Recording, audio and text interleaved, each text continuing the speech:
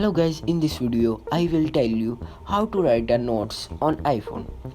First step is open the notes from the home screen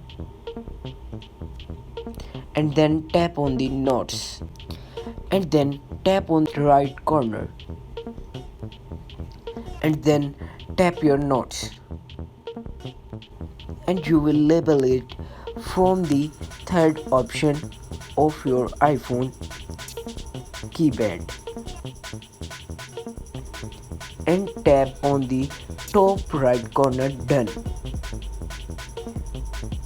Back to the home screen of notes and now you will see that your note is done. I hope you are enjoying my video and subscribe our channel for the more and further updates. Thank you.